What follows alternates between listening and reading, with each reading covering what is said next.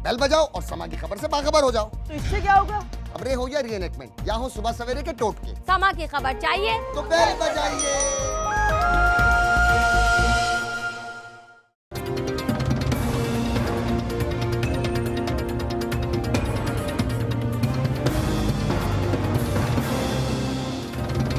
अस्सलाम वालेकुम। आज कोर कमांडर्स कॉन्फ्रेंस के बाद एक एलामिया जारी हुआ है जिसमें यह कहा गया है कि नैब के ऊपर, नेशनल एक्शन प्लान के ऊपर अमल दरामद की रफ्तार जो है उसको तेज़ किया जाए ताकि रद्दुल फिसाद जो है ऑपरेशन, उसके जो वो बेनिफिट्स हैं पाकिस्तान में देरपा अमन कायम करने के लिए हासिल किए जा सकें। इसके साथ ही जुड़े हुए जो दीगर इशूज़ उन्होंने आइडेंटिफाई किए आज की इजलास के अंदर, वो बड़े अहम हैं। इस वक्त कौमी सियासत के अंदर भी उनका बड़ा चर्चा रहा पिछले कुछ अरसे में। एक उसमें सर फहरिस्त मामला जो है वो डॉन लीक्स का है, इसी तरीके से मिलिट्री कोर्ट्स की एक्सटेंशन का है, और मिलिट्री कोर्ट्स के हवाले से ही जो दूसरे मुतालबात हैं सियासी जमातों के भी हैं, फ़ौज ने भी आज उनका तज़किरा किया है, वो है जुडिशल रिफॉर्म्स, पुलिस रिफॉर्म, मदरसा रिफॉर्म्स। ये तमाम टॉपिक्स जो हैं आज के प्रोग्राम में हम डिस्कस करेंगे। और हमारे साथ मेहमान आते हैं इसहाक डार साहब, वफाकी वज़ीर ख़जाना। डार साहब बहुत शुक्रिया, आज के प्रोग्राम में आप हमारे साथ शामिल हो रहे हैं। आपका मरकज़ी रोल है मेरे ख्याल में इन सियासी जमातों को मिलिट्री कोर्ट्स के ऊपर आमादा करने का, तो क्या पेश रफ्त है उसके ऊपर? बिस्मिल्लाहिर्रहमानिर्रहीम। मलिक साहब, आज काफ़ी मुस्बत मीटिंग के थे, आउटकम थी और नताइज थे। आज हमारी 10वीं मीटिंग थी। एक साथी हमारे नवीद कमर साहब, उनकी वालदा कल डेथ हो गई तो वो ज्वाइन नहीं कर सके, लेकिन पीपल्स पार्टी की जो नई टीम नॉमिनेटेड थी नवीद कमर साहब के अलावा और ताज हैदर साहब के अलावा, वो थी फ़ारूक नाइक साहब और चौधरी एतजाज़ हसन साहब। तो 9 जो उनके पॉइंट्स हैं जो कि हमारी करीबन कंसेंसस 28 फरवरी की थी तमाम पॉलिटिकल पार्टीज़ की, और उसमें उन्होंने 9 पब्लिक अपनी प्रेस कॉन्फ्रेंस में जरदारी साहब ने प्रेस कॉन्फ्रेंस की थी, आपको याद होगा। 9 नुकात सबको मालूम है, उसके हवाले से आज कोई होगी? उस हवाले से 3 जो मेजर मैं समझता हूँ कि आज फैसले हुए हैं और मैं समझता हूँ कि बड़ी पॉजिटिव डेवलपमेंट है। वो एक तो ये कि वो 1 साल पे जो उनकी थी उसको 2 साल इन प्रिंसिपल मान गए कि जी 2 साल की, क्योंकि उनको कन्विंस किया हम सब ने कि 1 साल में इनफ नहीं होगा एक पैरल सिस्टम को खड़ा करना। तो साहब ने इस पर रजामंदी दी? जी वो उन्होंने बिल्कुल रजामंदी दी है। बल्कि हमारे 2 सेशन हुए, बीच में गैप भी था। उन्होंने पहले कंसल्टेशन भी अपनी लीडरशिप से की होगी, नवीद साहब से भी किया होगा, क्योंकि पिछली मीटिंग में वो अटेंड करते रहे।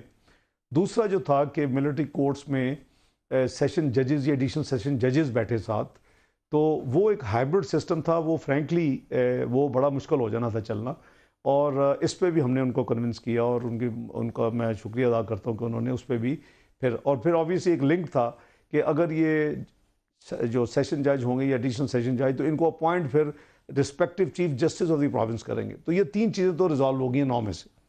बाकी जो 6 हैं उसमें 4 चीज़ें ऐसी हैं। एक तो कानूनी शहादत है, एविडेंस एक्ट, वो असूलन तो हर चीज़ पे लागू है, इवन पाकिस्तान आर्मी एक्ट के अंदर भी जो प्रोसेस है उस पर भी लागू है एविडेंस एक्ट। बाकी उन्होंने उसके अलावा 3 चीज़ें दी हैं जो कि करीबन सेक्शन जो आर्टिकल 10 है कि 24 घंटे के अंदर प्रोड्यूस करना किसी कोर्ट के सामने, फिर उनको 24 घंटे में चार्जशीट, ट्रायल का जो राइट है, अच्छा जी, फेयर ट्रायल का जो है, और तीसरा फिर उनको एक इंडिपेंडेंट काउंसिल की जो इजाज़त। तो 4 ये हैं बाकी 6 में से। और 2 हैं कि चूँकि आइन में 199 आर्टिकल जो है सी गालबन, उसमें है कि जी ये जो आर्मी एक्ट के जो मामला हैं वो इंडिपेंडेंट, वो स्टैंड अलोन चलते हैं, उनका अपना पूरा प्रोसेस है। तो एक्सक्लूजन है वो उनका है। पहले जो थी वो तो 175 में था, लेकिन वो 175 उसकी प्लेसमेंट ठीक नहीं है, लेकिन हम कंटेंट की बात कर रहे हैं यहाँ। तो वो क्या एक जजमेंट है सुप्रीम कोर्ट की, और वो आपको पता है केसेस एंटरटेन भी हो रहे हैं, हाई कोर्ट्स में भी हो रहे हैं, सुप्रीम कोर्ट में भी हो रहे हैं, जिनको सजाए मौत मिलती है। तो वो वहाँ फोरम जब उन्होंने वो किया तो ऑब्वियसली वो एंटरटेन हो रहे हैं, एक जजमेंट भी उनकी आई है। वो ये उनके 2 मजीद हैं कि जी एक ये कि उनको ये एक्सप्रेसली अभी इसके ऊपर रजामंदी नहीं, जुडिशियल रिव्यू नहीं, ये 6 पेंडिंग आइटम्स हैं, ये पेंडिंग आइटम ये। लेकिन मैं समझ मेजर वो थे जिस पे फैसला हुआ है, और दूसरा था कि हाई कोर्ट 60 दिन में फैसला भी करे। तो ये 6 पॉइंट्स हैं। तय ये हुआ है कि चूंकि अब काफ़ी इसमें 10 मीटिंग्स हो चुकी हैं और चंद हफ्ते भी लग गए हैं, और मैं समझता हूँ कि जिस दिन आपने रद्दुल फसाद का जिक्र किया, जिस दिन 7 शरीफ में वाक़या हुआ था, और वो बहुत ही सबकी ऑब्वियसली बहुत परेशानी थी, और बल्कि उस दिन मैं आपके प्रोग्राम में था, हमने कैंसिल भी किया, मैं आपके पास आया था उसी दिन उसी वक्त।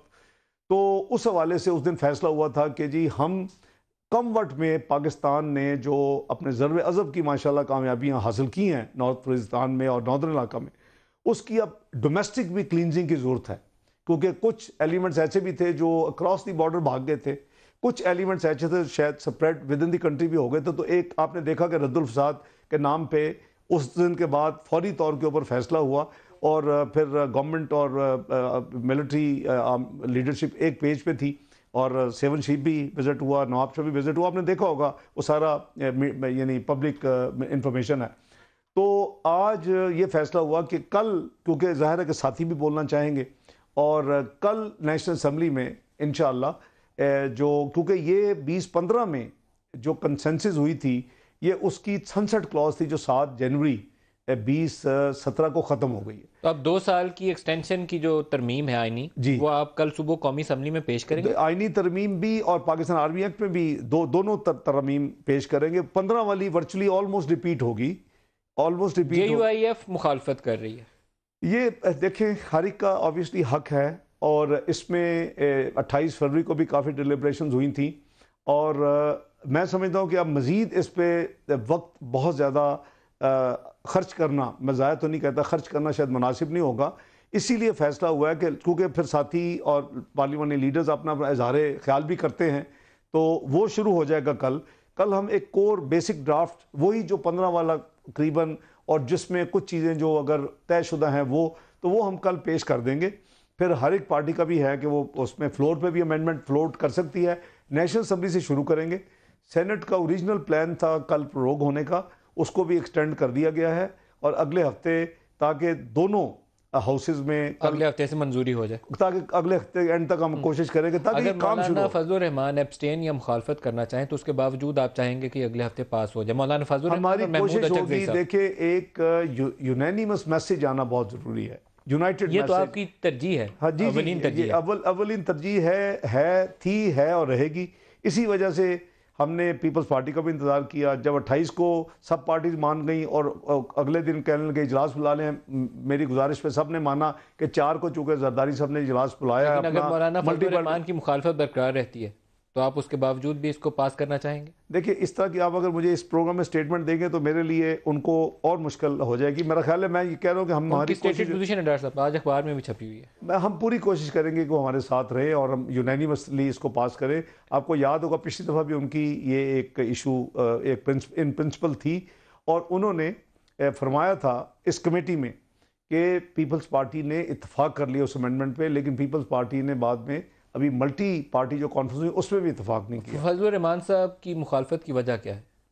नहीं, वो कहते हैं कि उसमें रिलीजन और जो sectarian miss use of religion and sectarian, मैं समझता हूँ एक्चुअली रिलीजन तो है ही नहीं। देखें जी, जो दहशत गर्द है, ना उसकी नेशनलिटी है, ना मज़हब है, ना उसकी कुछ सोच है, वो एक अपने दुनिया में खोया हुआ है। दाता दरबार या अब्दुल्ला शाह गाजी या सेवन शरीफ में जो जाके बम चलाता है वो मजहब की खिदमत थोड़ी कर रहा है। एग्जैक्टली, तो वो उनसे भी इंशाल्लाह एंगेज करेंगे, और सारे साथियों को लेके कोशिश यही है कि यूनानिमस हो।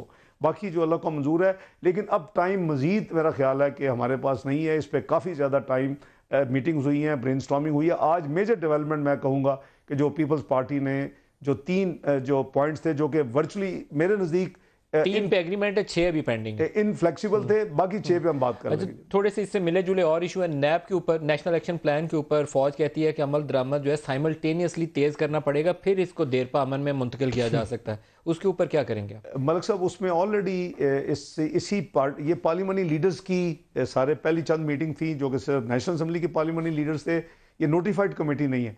फिर सेनेट ने इंडिकेट किया, चेयरमैन साहब ने और साथियों ने कि जी हमें आप क्यों एक्सक्लूड, तो उनको भी रिक्वेस्ट की कि उनके भी सारे अब पार्लियामानी लीडर्स तमाम पार्टीज़ के दोनों हाउसेज में, सेनेट, नेशनल असम्बली मौजूद हैं।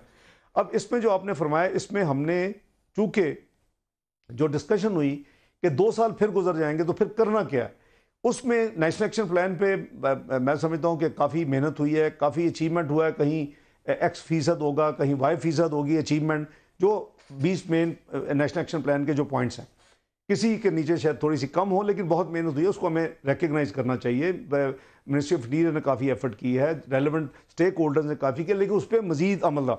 उसके लिए और साथ आपको एक पैरेलल जुडिशल सिस्टम आपको कायम करना पड़ेगा, जिसका एक टेररिज्म के हवाले से एक प्रपोज बिल फेडरल गवर्नमेंट ने बनाया है और सूबों को भेजा हुआ है।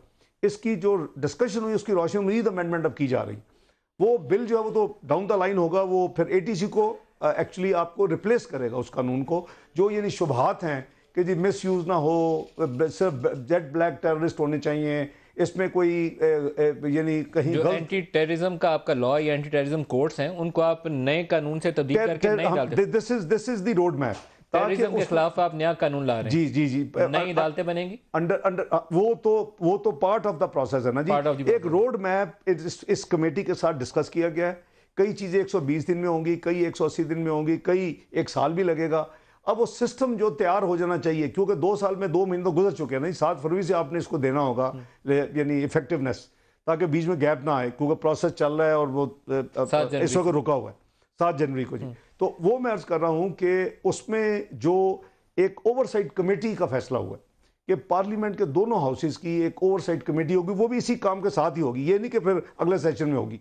उसका काम पार्लियामेंटरी कमेटी ऑन सिक्योरिटी, तमाम इश्यूज, लेकिन ऑल्सो इंक्लूडिंग ओवरसाइट के जो हम रोड मैप बनाए जिसमें नेशनल एक्शन प्लान पे पार्लियामेंट्री कमेटी और नेशनल सिक्योरिटी बनाने का फैसला कर लिया जी। वो मैंने उनको गवर्नमेंट के बिहाफ पे वहां आपने और रजा रब्बानी साहब ने बहुत अच्छा काम किया था पीपल्स पार्टी के दौर में, और पिछले 3 साल ना बना के हमने मिस्टेक की है। अब आपने फैसला कर लिया है और ये ऑल पार्टीज कॉन्फ्रेंस में प्राइम मिनिस्टर साहब ने भी इसको कहा था, मियां नवाज साहब ने, कि हम करेंगे। कब करेंगे उसको? लेकिन अभी तो इसके साथ ही करेंगे, जो मेरी उनसे कमिटमेंट है ऑन बिहाफ ऑफ गवर्नमेंट अब इस सारी नेगोशिएशन प्रोसेस में, कि जब हम अभी बिल पास करेंगे तो साथ वो भी रेजोल्यूशन करनी है ना जी दोनों हाउसेज ने, तो उसको भी बना देंगे। तो यही पार्लियामेंट्री कमेटी और नेशनल सिक्योरिटी जो है ये इसकी ओवरसाइट कमेटी भी बन जाएगी, नैब के अमल दरामद के ऊपर भी और नई कानून साजी के लिए भी। जी जो भी नेशनल सिक्योरिटी की इश्यूज होंगी उसमें फिर डिस्कस होंगी। इसी में आज कोर कमांडर्स कॉन्फ्रेंस के हवाले से फिर ले आऊँ आपको। इसमें जुडिशियल रिफॉर्म्स का जब तस्करा किया जाता है तो उसमें फेसलेस कोर्ट्स का बनाना, विटनेस प्रोटेक्शन को करना, ये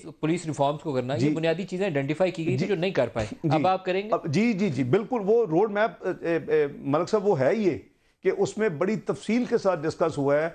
नेशनल सिक्योरिटी एडवाइजर जो कि इम्प्लीमेंटेशन कमेटी के हेड हैं, इम्प्लीमेंटेशन के हेड कर रहे हैं जी, इस वक्त हेड कर रहे हैं, वो नेशनल एक्शन प्लान की implementation committee national security council ने बनाई, सही, जिसमें तमाम stakeholders, civil, prime minister साहब उसको चेयर करते हैं। उसमें फैसला हुआ था और उसको उन्होंने ही ब्रीफिंग दी है सारी, और इस हवाले से कि जी मेरे जो काम है वो कैसे कैसे आगे लेके जाने हैं, और उस पर सबका इत्तेफाक था कि जी इस कमेटी की फिर ज़रूरत है। और जब मैंने फौरी तौर पे अपना वज़ीर-ए-आज़म की अप्रूवल से कमिट किया कि जी हाँ कमेटी हम अभी बना देते हैं कमेटी, ताकि साथ साथ वो बाय मंथली जो भी अपने रूल्स बनेंगे। अच्छा, ये अहम फैसला है, ये पीपल्स पार्टी का मुतालबा भी था, तो आपने एक अपने पॉलिटिकल एलाई को खुश भी किया और एक जो कौमी ज़रूरत मैं समझता कौमी ज़रूरत है। देखिए वो फिर हम भूल जाते हैं, स्लो हो जाते हैं। वो उसमें ये कमेटी अगर अपना फाल रोल अदा करेगी जैसे करना चाहिए इंशाअल्लाह, तो वो ये सारे काम फिर हम मॉनिटर कर सकेंगे कि ऑन टाइम हो जाए, ताकि 2 साल के बाद फिर ये जरूरत ना हो कि फिर एक और एक्सटेंशन की जरूरत पड़े। एक ब्रेक ले लें। आपने अफगानिस्तान का भी तज़किरा किया कि कुछ लोग भाग के उधर चले गए थे। आज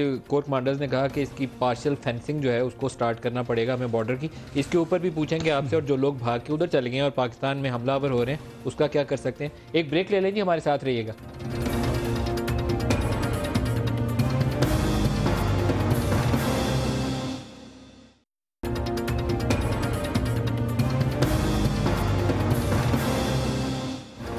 प्रोग्राम में दोबारा खुश आमदीद कहते हैं। इसहाक डार साहब हमारे साथ हैं। डार साहब, बॉर्डर, अफगान बॉर्डर की फेंसिंग, हुकूमत का क्या फैसला है, क्योंकि ये बुनियादी तौर पर एग्जीक्यूटिव को ये फैसला लेना चाहिए? ये फैसला जो आज कोर कमांडर में आज जो आप पढ़ रहे हैं उनका ऑफिशियल जो है रिलीज़, उस हवाले से मैं आपको ये शेयर कर सकता हूँ कि जो हमारी पिछली मीटिंग हुई थी पिछले हफ्ते, जिसमें आर्म फोर्सेस के रिप्रेजेंटेशन थी, आर्मी चीफ थे उसमें, DGI थे और सिविल प्राइम मिनिस्टर सब चीज़ उन्होंने की थी, उसमें ये फैसला हो गया है बॉर्डर फेंस करने, बॉर्डर हम जो क्रिटिकल एरियाज़ हैं उसको हम बॉर्डर फेंसिंग के लिए हम करें, और उसकी जो वर्किंग है और जो फाइनेंशियल वर्किंग रादर मैं कहूँगा कि उसके ऊपर फैसला हुआ था कि काम होगा। लेकिन असूली फैसला हो चुका है पिछली मीटिंग में जो लास्ट वीक हुई थी।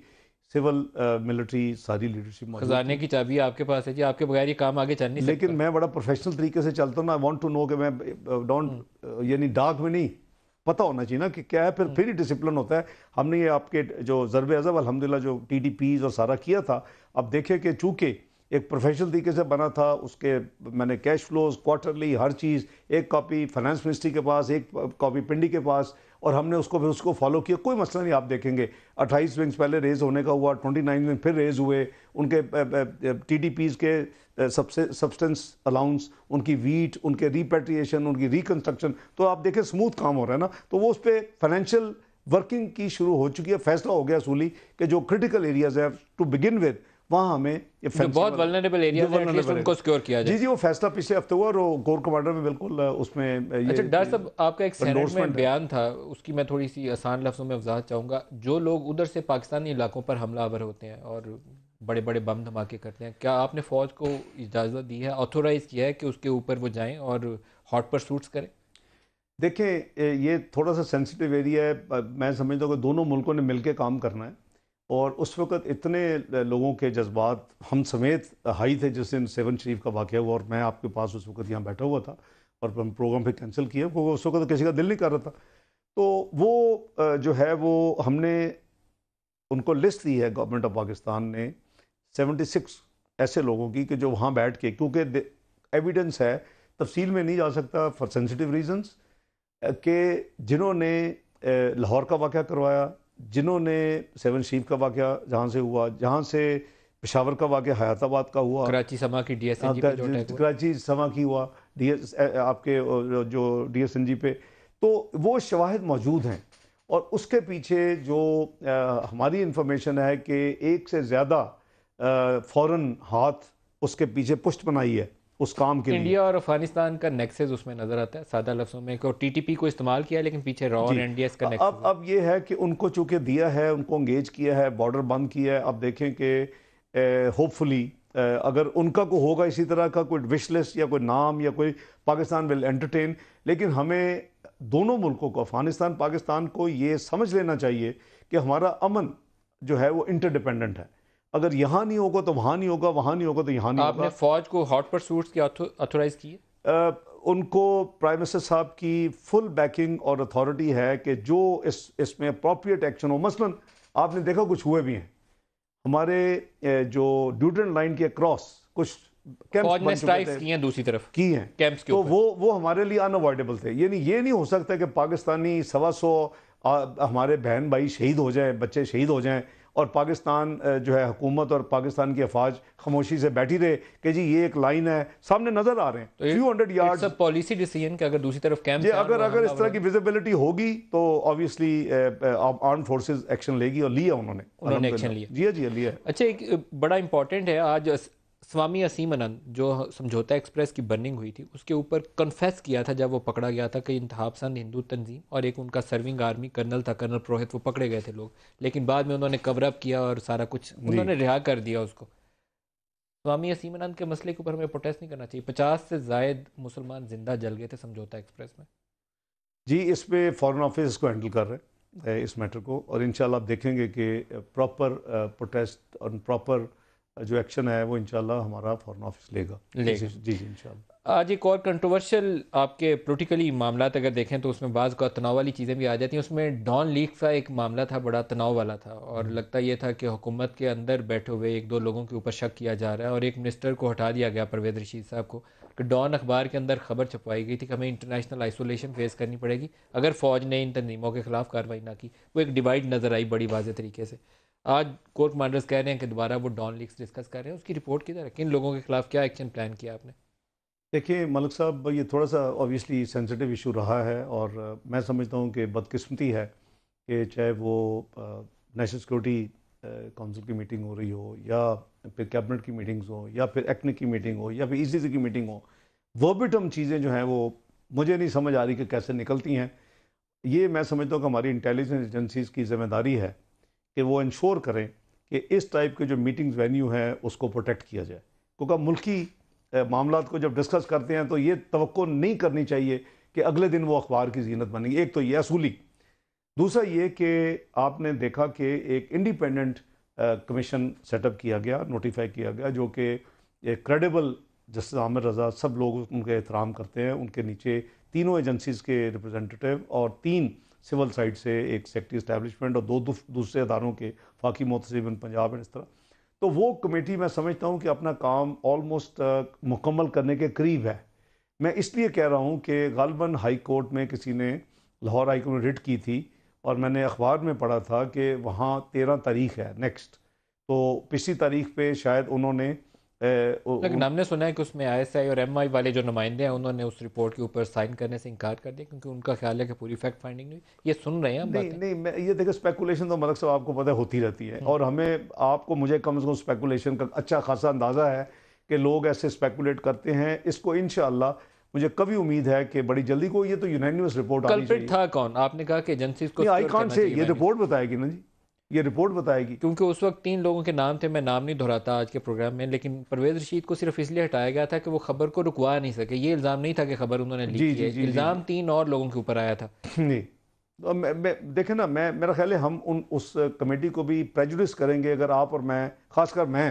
कब तक रिपोर्ट पब्लिक करेंगे? नहीं, पब्लिक नहीं, जब रिपोर्ट आएगी तो पब्लिक होगी। तो इंशाल्लाह रिपोर्ट मैं तवक्को करता हूँ कि अगले चंद दिनों में आ जानी चाहिए, क्योंकि ये इस कमेटी के हवाले से जो हेयरिंग हुई थी हाई कोर्ट में चंद दिन पहले, उसमें गालिबन नेक्स्ट तारीख 13 है। नेक्स्ट तारीख 13 है। एक मामला और आपसे बड़ा ही अहम है फौज के, क्योंकि मामला डिस्कस कर रहे हैं तो साथ वो भी पूछ लें, फिर मैंने वो आपसे OECD वाला भी सवाल करना है। लेकिन हमारी ताज़ा तरीन इतलात ये है कि पहले एक जनरल राहिल शरीफ के ऊपर बात चली थी, वो सऊदी अरब गए, फिर हमने कहा नहीं उम्रा के लिए गए। ख्वाजा साहब ने कहा था कि उनके लिए दरख्वास्त की जा रही है कि जो इस्लामिक मुल्कों की एक फ़ौज बन रही है, एक कोलिशन बन रहा है, उसका उन्हें सरबराह तैनात किया जाने का इम्कान मौजूद है। फिर बहरहाल उसकी वजाहतें आई, ऑफिशियली सऊदी हुकूमत दरख्वास्त कर रही है जनरल राहिल शरीफ की अपॉइंटमेंट के लिए। ताज़ा तरीन अपडेट है, क्या रद्द-ए-अमल है हुकूमत का? देखें, इसको ऑब्वियसली जो हमारी गवर्नमेंट है वो असूल पे फैसला करेगी और बड़ी जल्दी इंशाल्लाह फैसला हो जाएगा। सऊदी अरेबिया की बिल्कुल ये डिज़ायर है। जब वो आर्मी चीफ सिटिंग थे उस वक्त भी उन्होंने इंडिकेट किया था, जब वो उन्होंने की थी अपनी मशकें की थी, आपको याद होगा प्राइम मिनिस्टर साहब भी गए थे और जनरल हिल भी गए थे उस वक्त, तो उन्होंने उस वक्त भी अपनी बहुत कीन डिज़ायर शो की थी। मैं नहीं समझता कि इसमें कोई ख़राबी है कि अगर पाकिस्तान के एक रिटायर्ड आर्मी चीफ वहाँ एक सरवा की हैसियत से या एडवाइज़र की हैसियत से किसी भी रोल में अपने जो मुसलमान मुल्कों की जो है अफवाज उसको एंटी टेररिज्म के हवाले से अगर को अपना रोल प्ले करते हैं, तो ये मेरे नज़दीक एक पॉजिटिव चीज़ है और आई एम श्योर कि वज़ीर आज़म साहब असूलों पे इंशाल्लाह बड़ी जल्दी इसका फैसला करेंगे। जल्दी फैसला करेंगे। इसका वैसे तरीकाकार क्या होगा? पहले हुकूमत डिसाइड करेगी, फिर जनरल राहिल शरीफ दरख्वास्त करेंगे, या क्या होगा? तरीकाकार क्या होता है? क्योंकि वो अभी तो रिटायर हुए हैं ना, उसका एक फॉर्मल आपको परमिशन देनी पड़ेगी। तो यही है कि अगर दूसरी कंट्री ने, जो आपने कहा कि ख्वाजा आसिफ साहब ने कहा कि उन्होंने इंडिकेट किया है, नहीं, मुझे नहीं उन्होंने बताया, ये पहले उन्होंने इब्तदाई दिनों में कहा था। अब तो हमारी खबर यह है कि सऊदी हुकूमत आपसे बराह रास्त इजाज़त मांग रही है कि आप उन्हें लगाइए। तो इंशाल्लाह अगर इजाज़त मांग रही है तो मुझे कभी उम्मीद है कि इंशाल्लाह इजाज़त मिल जाएगी। इसमें चूंकि उस वक्त ये था कि उस वक्त कॉन्फ्लिक्ट था कि आप अगर पाकिस्तान फौज के सिटिंग आर्मी चीफ हैं और इसको डिस्कस किया गया था, तो फिर एक कोलिशन गवर्नमेंट के जब आप हेड होते हैं तो फिर उसमें कॉन्फ्लिक्ट आ जाता है। तो उस वक्त ये मुश्किल था, लेकिन ऑब्वियसली जैसे मैंने कहा कि फैसला वज़ीर आज़म ने करना है और मेरी जो ज़ाती राय या सोच है कि गालिबन वो फैसला पॉजिटिव होगा। उसकी वजह यह है कि ये इशू रेज़ किया गया था जब वो दोनों किंग और डिप्टी क्राउन प्रिंस के साथ मशक़ें देख रहे थे। दुरुस्त है। इसका हुकूमत इस पर पॉजिटिवली इसको इजाज़त देने का इम्कान है। OECD जी, आप उसके साथ एग्रीमेंट करने जा रहे हैं जिससे एक्सचेंज ऑफ इंफॉर्मेशन होगी उन लोगों के लिए जो पाकिस्तान से पैसा चुरा के पाकिस्तान से बाहर ले गए, वो हमें हासिल हो जाएगी एक्सचेंज से। ये कब करेंगे आप? मलिक साहब, 2 चीज़ें हमने शुरू की थी। एक अगस्त 13 में हमने शुरू किया था, अगर आपको याद हो, कैबिनेट से अप्रूवल लिया था। पहली दफ़ा पाकिस्तान की तारीख में हमने कहा कि 2005 का जो है एक्सचेंज ऑफ इंफॉर्मेशन स्विट्ज़रलैंड, वो काफ़ी नहीं है, क्योंकि उसमें जब आप देते भी थे, कोई इन्फॉर्मेशन आती थी हमारी लॉ इन्फोर्सिंग या टैक्स अथॉरिटीज़ के पास, उनके कहते थे मिस्टर एक्स अकाउंट वाई, वो कहते थे हमारे लॉज जो हैं उसकी इजाज़त नहीं देते, कॉन्फिडेंशियलिटी रूल्स, तो हम नहीं आपको देंगे। पहले तो ये था, आज भी वही है। लेकिन 2010 में दुनिया में जब प्रेशर बढ़ा और OECD जिसका आपने फरमाया, तो जब वो उसने अपना multilateral convention on tax matters की, जिसका मेन मकसद है टैक्स इविजन को रोकना और टैक्स हेवन्स के खिलाफ काम करना और एक्सचेंज ऑफ इंफॉर्मेशन, उन्होंने ये अच्छा सोचा कि स्पॉन्टेनियस ऑटो होनी चाहिए, जो मेंबर्स बने वो ही बने जो एक दूसरे को इन्फॉर्मेशन 114 ममालिक हैं मेंबर्स, 104 हम 104 थे। हमारे साथ जो है वो उस दिन कुछ ममालिक ने शमूलियत की थी। पाकिस्तान 104 मुल्क था, लेकिन अभी उन्होंने भेजा है हमें एक अभी ऑपरेशनलाइजेशन के लिए, क्योंकि वो कन्वेंशन है लेकिन उसमें था कि फ्यूचर डेट में इसको ऑपरेशनलाइज किया जाएगा। वो लेटर भी आ गया, मैं आपके प्रोग्राम में बिल्कुल शेयर कर सकता हूँ चंद दिन पहले।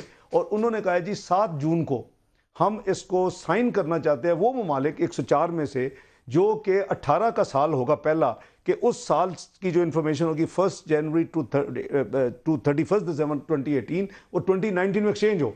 क्योंकि आपको याद है हमें 22 महीने लगे थे, हमने सिस्टम चेंज किए, पीयर रिव्यू हुए, अपना टैक्स का कानून चेंज किया, फाइनेंस बिल 15 के जरिए, एक फिर आखिरी चीज़ निकली 16 में, और जुलाई 16 में हमें उन्होंने डिक्लेयर किया कि अब पाकिस्तान को इनवाइट किया जाता है कि आप आके साइन करें। 14 सितंबर को मैंने साइन तो किया। आप 7 जून को आप फॉर्मली उसका ऑपरेशनल जो प्लान है उसको साइन उसको भी साइन करने के लिए हमें इनविटेशन आ गई है। पाकिस्तान ने उसको कंफर्म कर दिया है कि हम साइन करने के लिए तैयार हैं। उसमें अभी 90 ममालिक ने, हम 90th कंट्री है। अच्छा, इससे एक और सवाल है कि स्विस कोर्ट्स के ऊपर आपकी बड़ी हेडलाइन चल रही है कि स्विस कोर्ट्स में 200 अरब डॉलर पाकिस्तानियों नहीं, का मेरी पड़ा हुआ नहीं है। चल रही जी, देखें ना, मुझे तो इल्हाम नहीं होता, मुझे नहीं पता। स्विस मिनिस्टर का बयान था उसका जिसने आपको बताया था। मुझे नहीं बताया, पब्लिक बयान है, क्योंकि मैंने 200 अरब डॉलर पाकिस्तानियों एक ने 80 के करीब कहा था, 80 85, एक ने 200 कहा था। दोनों मैंने समरी में कोट किए हुए हैं, जो अगस्त 13 में परमिशन ली थी ना कि जी इजाजत दें स्विस के साथ हम शुरू करें। स्विस का ये मसला हुआ थोड़ा सा, ये हमने जनवरी 14 में शुरू किया और 14 सितंबर 16 में साइन हो गया OECD, और अगले साल जो है ये ऑपरेशनलाइज होने जा रहा है 18 से अल्हम्दुलिल्लाह। और हम 7 जून को हमने उनको कहा जी हम साइन करना चाहते हैं, फर्स्ट राउंड में हम ज्वाइन करेंगे। Auto and spontaneous exchange of information, कि पाकिस्तानियों के वहां अगर कोई एसेट हो, कोई अकाउंट हो। नहीं, लेकिन स्विस वाला बड़ा महदूद है। मैं उधर आ रहा हूं, वो बायलैटरल है ना, वो बायलैटरल स्विस में तो जाके आप बोलेंगे कि नदीम मलिक है, बताइए इसका वहाँ अकाउंट है कि नहीं, जी, तो फिर वो आपको देंगे, नहीं तो नहीं देंगे। ये इसी तरह ही है। लेकिन इस पे भी उनका आना, वो फिर ये रिफ्यूज अब नहीं ले सकेंगे कि जी हमारे लॉज परमिट नहीं करते। मेन ये चेंज है। अब उसके लिए उन्होंने पहले बड़ी कीमत हमसे मांगी कि जी जो टैक्स स्विस कंपनीज या लोगों के ऊपर यहां लगता है, 2 रेट हैं, एक 10 और एक 20, उसको 10 को आप आधा करें 5, 20 को आप 15 करें। दूसरी उन्होंने कहा जी कि आप हमें MFN का स्टेटस दें, कि जी जो आप इंटरेस्ट, शिपिंग और इस तरह के 2-3 जो रॉयल्टीज़ हैं उसके ऊपर जो आप बेस्ट किसी भी मुल्क को देंगे, चाहे आप बायलैटरल चाइना को दे रहे हैं या टर्की को किसी को बात हो रही है, तो आप वो हमें भी देंगे। तीसरा उन्होंने कहा जी कि जो आपके जो पाकिस्तानी यहाँ जो काम करते हैं स्टूडेंट्स यहाँ का, उनकी जो 18,000 की जो एग्जम्पशन लिमिट है उसको 14,500 करें। चौथा उन्होंने कहा कि जो उनके अदर इनकम है, उनके रेजिडेंट्स, उन पे आप लॉटरीज, गैम्बलिंग और इसी तरह की 1-2 चीज़ों के अलावा और किसी पे नहीं लगाएंगे। हमने वो बड़ी हमारी नेगोशिएशंस हुई। हमारी टीम फ्रैंकली कह रही थी कि ये कोई बड़ी प्राइस नहीं है। उस वक्त OECD की मेंबरशिप हमें नहीं मिली थी, लेकिन मैं स्टेड फास्ट रहा कि हमने ये बगैर ये चीज़ें दिए हुए करना है। अल्हम्दुलिल्लाह अभी जो हम करने जा रहे हैं, हमें 2 मार्च को उन्होंने ऑफिशियल इन्विटेशन दे दी है। ये हमने चंद हफ्ते पहले, बल्कि चंद महीने पहले उनसे हमने तय कर लिया था, विदाउट गिविंग एनीथिंग नया, जो 2010 में दोनों मुस्बत पेशरफ्त है। अल्हम्दुलिल्लाह। देखिए ये पाकिस्तान को आगे बड़ी मदद मिलेगी इंशाल्लाह, पाकिस्तान इससे फायदा होगा। देखिए ये चीज़ें इसी तरह, this is evolution and this is way forward, कि हम आगे चलें। और आगे चलने में यही चीज़ें हैं कि हमने ये 2 चीज़ें मेजर की हैं। इसको अल्लाह ने जिसको मौका दिया आगे इस मुल्क में खिदमत करने का, ये दोनों चीज़ें उनके लिए बहुत बड़ी टूल साबित होंगी। और मैं समझता हूँ कि OECD बहुत ही बेहतरीन टूल होगा इंशाल्लाह अगले 3-4 साल में। एक ब्रेक ले लीजिए, हमारे साथ रहिएगा।